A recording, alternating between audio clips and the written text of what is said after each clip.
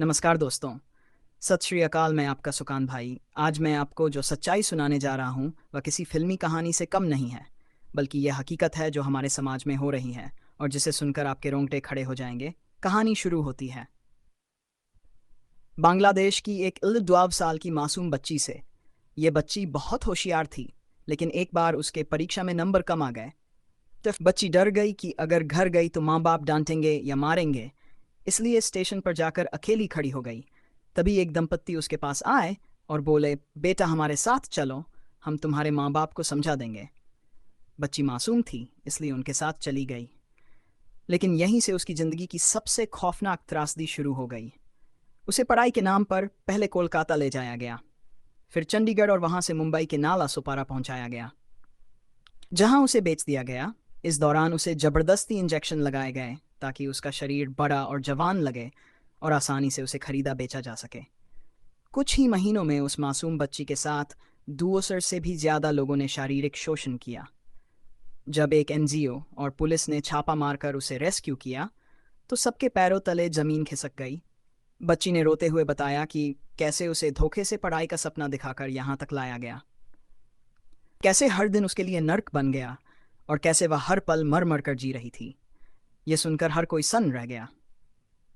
लेकिन दोस्तों, ये कहानी यहीं खत्म नहीं होती, क्योंकि इसी दौरान एक और केस सामने आया और इस बार ये मामला अफगानिस्तान से जुड़ा था।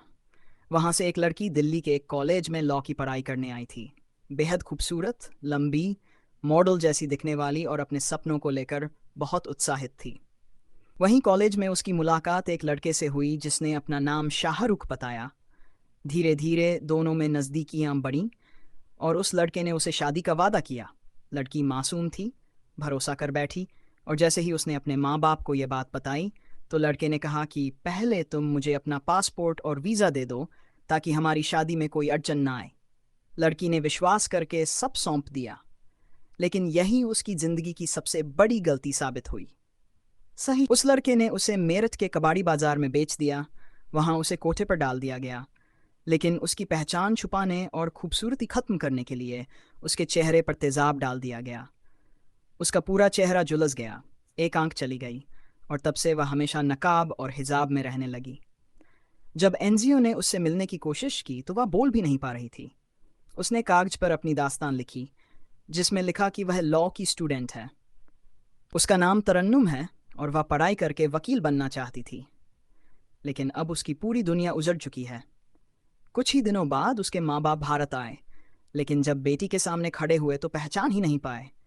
बार बार कहने लगे ये हमारी बेटी नहीं हो सकती। लेकिन जब आंखों से आंखें मिली तो माँ रो पड़ी और बोली, हाँ, ये मेरी ही बच्ची है। दोस्तों सोचिए, एक तरफ बांग्लादेश की मासूम बच्ची सिर्फ नंबर कम आने पर ट्रैप हुई और दूसरी तरफ अफगानिस्तान की लड़की मोहब्बत के नाम पर ट्रैप हुई। दोनों की मंजिल एक जैसी निकली, ट्रैफिकिंग, शोषण और तबाही। ये कहानियां हमें बताती हैं कि तस्करी सिर्फ इंसान को बेचने का गुनाह नहीं, बल्कि इंसानियत को मारने का सबसे बड़ा जुर्म है। सोचिए, एक बच्ची जो किताबों और पढ़ाई के सपने लेकर निकली थी, वह कुछ ही महीनों में नर्क जैसी जिंदगी जीने को मजबूर हो गई। सोचिए, एक लड़की जो वकील बनकर समाज बदलना चाहती थी, उसकी पहचान ही तेजाब से मिटा दी गई। ऐसे केस हमें यह सिखाते हैं कि हमें कानून को और सख्त करना होगा, समाज को और जागरूक होना होगा, और हमें सबको मिलकर यह जिम्मेदारी लेनी होगी कि कोई भी मासूम बच्चा या बच्ची इन दरिंदों के जाल में न फंसे। वरना हर दिन हर घंटे किसी कोठे पर कोई और मासूम, क्या कोई और तरन्नुम अपनी जिंदगी खो रहा होगा, और हम बस कहानियां सुनते रह जाएंगे। दोस्तों, उम्मीद है ये सच्चाई आपके दिल को छू गई होगी और आपको सोचने पर मजबूर करेगी कि हम सबका फर्ज है कि ऐसी त्रासदी फिर न हो। मैं आपका सुखानंद भाई अगली बार फिर मिलूंगा एक और सच्चाई के साथ।